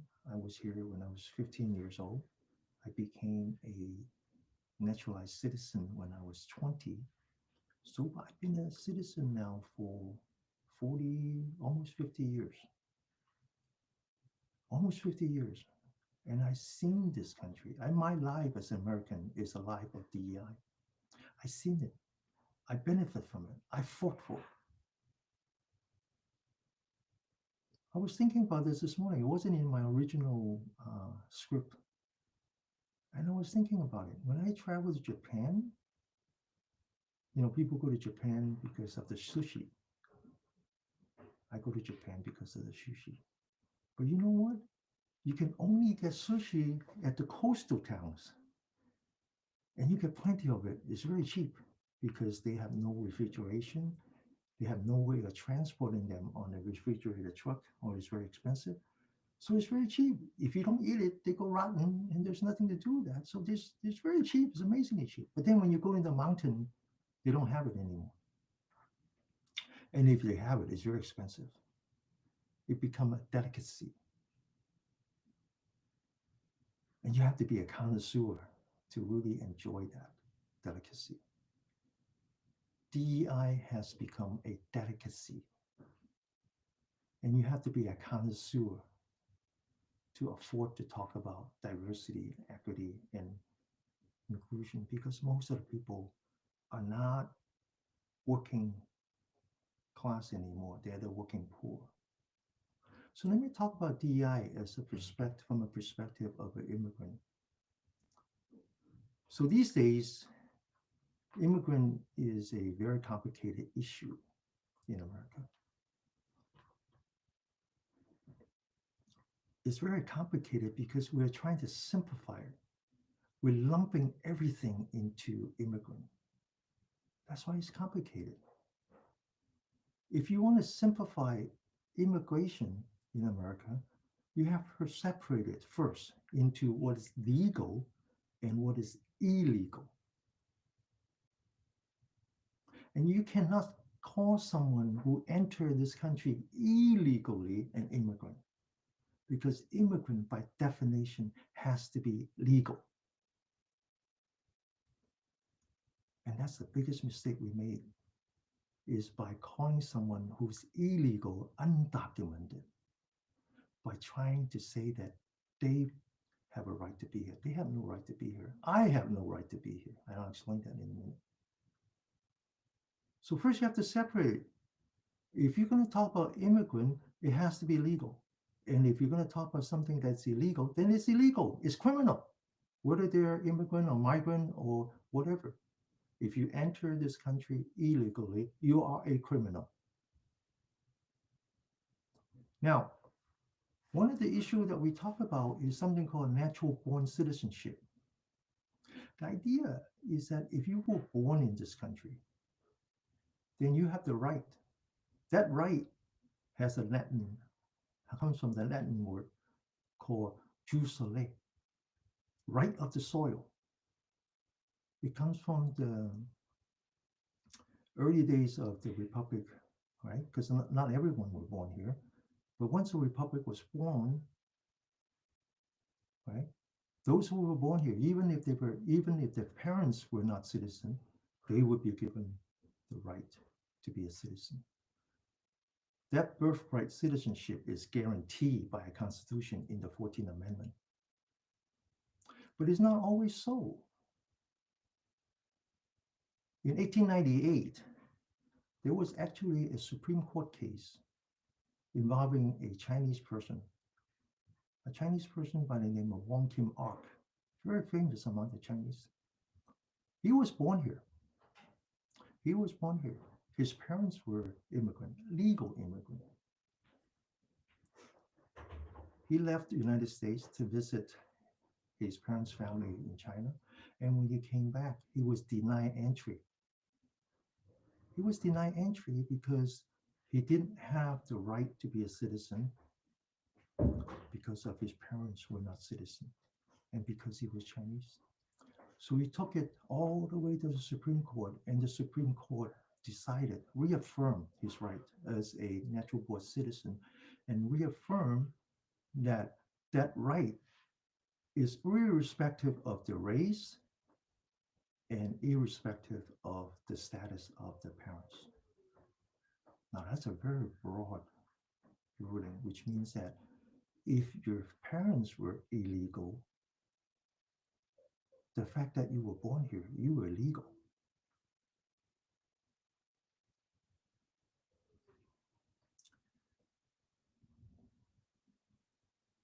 We're still fighting that today. Okay, we're still fighting that today. What happens if your parents were illegal?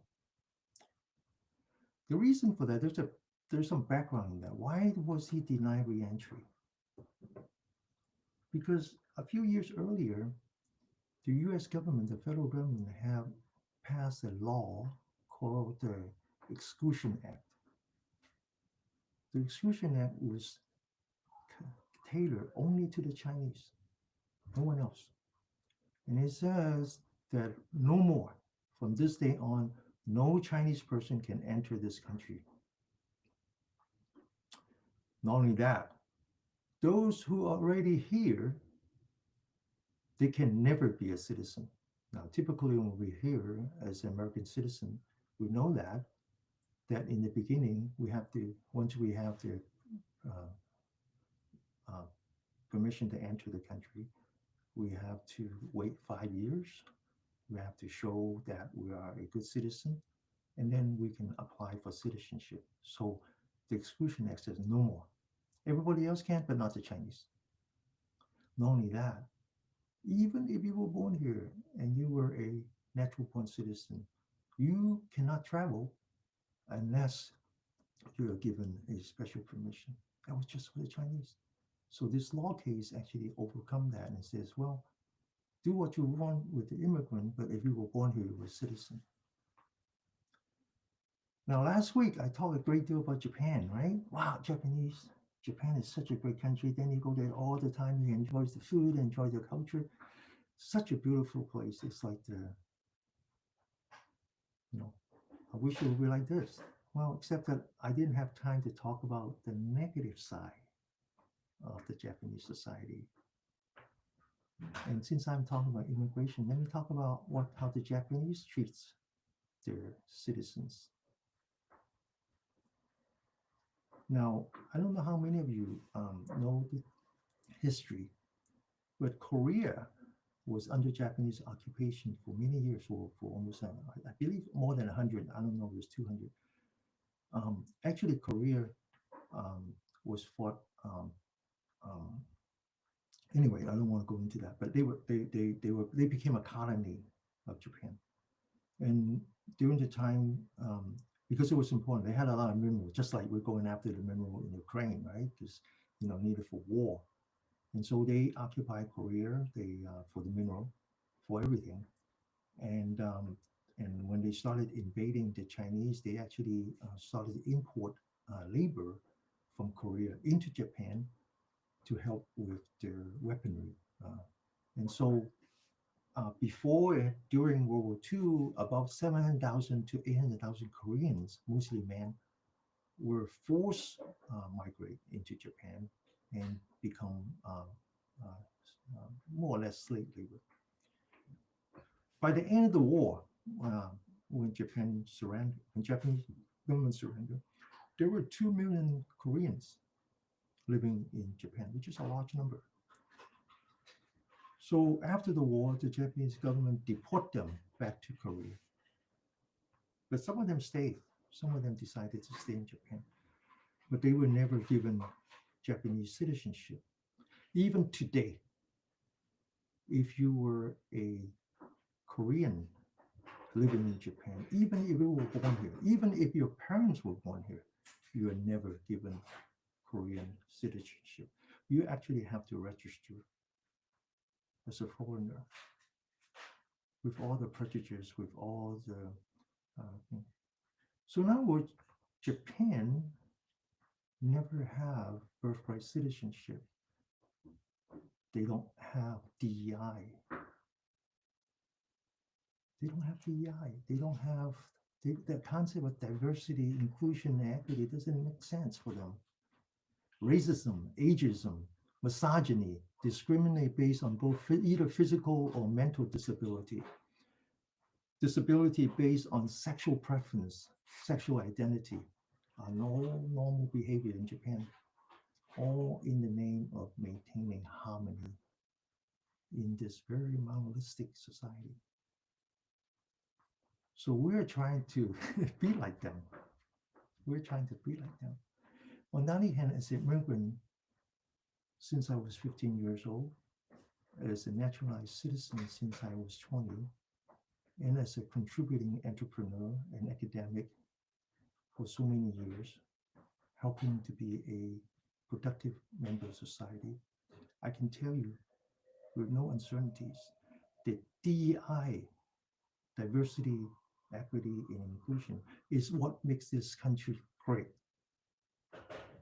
Let me talk a little bit about immigration policy in the United States because it's very unique. Many of you might not know that. I have no need to know that. Immigration is not a right. Immigration is a right only to its citizen. If you're an American citizen and you have family, whether it is your parents, your siblings, or your children living in Mexico or wherever, you have the right as a citizen to be united with your family. So you would apply for reunification and they would wait to turn. They could wait 10 years. We waited a long time. Immigration was never a right for the immigrant. The United States has always had an open door policy to welcome immigrants as long as they are legal. So now it explains why so many Hispanic would walk the other side, because we confuse immigrant with the so-called immigration policy, which is really more about how to deal with illegal alien. The people who are here, like myself, we enter legally. And to say that we will allow people who enter illegally, the people who don't have to wait 10, 15 years for the turn to have that right, is wrong. But on the other hand, it is that immigration policy that gives the strength and the robustness. It is that idea that we welcome diversity, that we give equal access to opportunity to those who are different from us. That makes what this country great. So in the beginning of the talk, I said DEI was the right battle. We fought it in the wrong battleground and we lost. Let me explain what that means. Many of you know Thich Nhat Hanh, a very famous Vietnamese monk who passed away a few years back, who taught mindfulness meditation, who taught engaged Buddhism. How many of you know that he had made important contributions to the United States during the Vietnam War era? Many of you might not. Many of you remember Martin Luther King, of course. He fought for the rights of the minority, fought for the rights of the colored people, people of color, right? But it was Thich Nhat Hanh. It was actually Thich Nhat Hanh who talks about the Vietnam War and turned Dr. King into a national leader.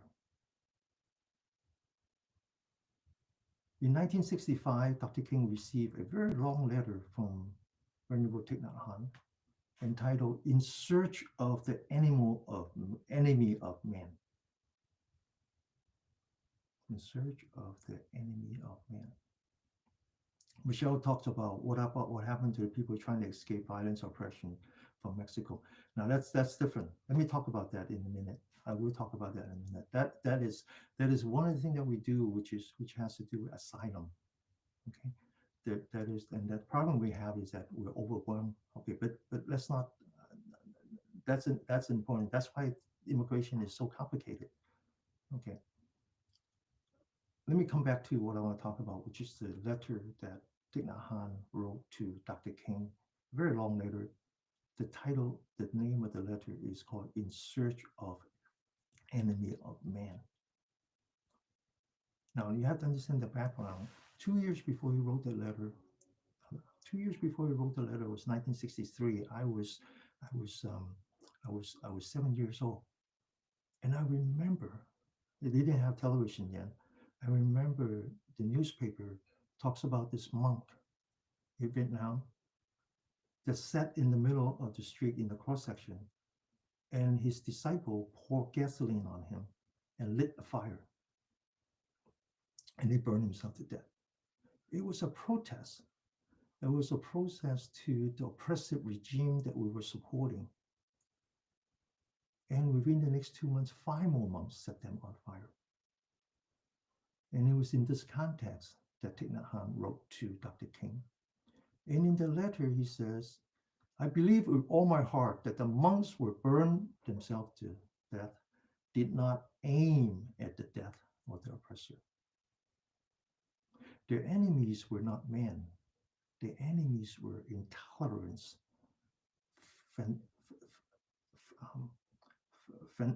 fanaticism, dictatorship, greed, hatred, discrimination in the heart of man." In other words, when you fight a war, don't fight it on policy. Fight for what the country stands for. So Dr. King understood that, and he carries that fight not just to the Black people, but to all people, Black and white, because it was the right thing to do. It wasn't about policy. It was about what the country stands for. And Dr. King became a voice of our collective consciousness, fighting for injustice for all people. So here I said, the Rainbow Coalition that he built was not just for the colored people, it was for all people, including the white. And I said something like, there's no color in rainbow without white. You have to understand that. You cannot build a rainbow just on the color. You have to include white. White is a very important color in the rainbow. In this coming years, in the coming years, we must learn from Dr. King. We must continue to fight for DI. I fought it for 50 years. But we must fight it in the right battle. We cannot make it into just about those who need it. We must make it into all of us who wants it. That this is about the character of us, not about individual. We cannot just make it into a delicacy and turn ourselves into connoisseur. Now, I live in San Francisco. San Francisco is at the forefront of DEI, right? When I first came to this country, it was illegal to have homosexual behavior. It was actually okay for the sheriff to invade your home, to inspect your personal property, and declare that you're homosexual and therefore have a right to evict you. It was not that long ago. That was in the early 1970s. We came a long way from that. And we fought that battle. I fought the battle of having a place on the table as a Chinese entrepreneur. Right? We fought it not as individual right, but as collective right, collective consciousness. So where is the battlefield? Where is the battlefield for diversity, equity, and inclusion?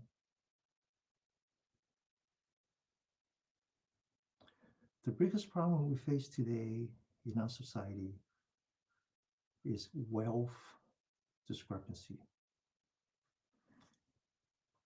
In 2021, this is like 4 years ago, the statistic was that 1% of the household in America held 31% of the wealth. The top 1%, by the way, I'm part of that. I have no problem. But we own a lot of money. No, not me personally, but I mean people who consider themselves 1%, people who have a net worth of $12.5 million is considered 1%. Together, they own 31% of the wealth of this country. The bottom 50% owns only 2.6%. That's the difference. Of all the wealth in this country, personal wealth I'm talking about, 35% came from inheritance. In other words, if your parents are wealthy, you will be wealthy. If your parents are not, then you're going to have to work for living wages.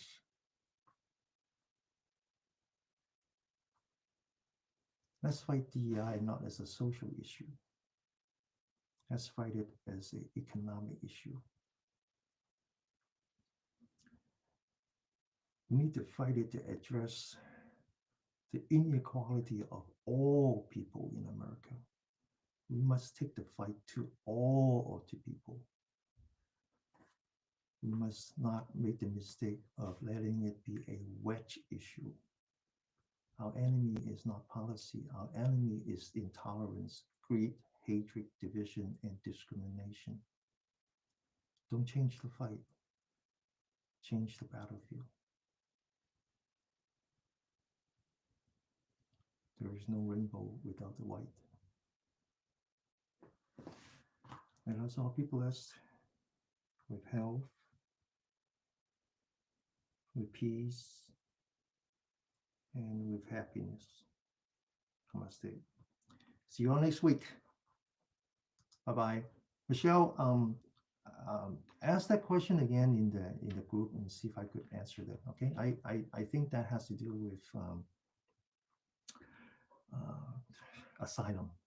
Okay, again, our country has always had an open door for people who seek asylum, whether it is for political reason or economic reason. That hasn't changed. What has changed is that we are so overwhelmed by it, and then so many people are taking advantage of our generosity. We just need to fix that. We had a chance to fix that at the end of the Biden years. It was Trump who derailed that effort, remember? So the solution is there. We know the solution. We just have to find the right people to do it. Okay? So keep up the spirit. Keep up the spirit. There will always be light at the end of the tunnel. I don't know how long. I honestly don't know how long. And I don't even know if the tunnel will collapse before we see the light. But what choice do we have? Okay? We don't have any. Only choice we have is to keep ourselves spiritually intact. That's the most important thing. All right? Okay, so see you all next week. Namaste. Bye-bye. OK，星期一見，拜拜。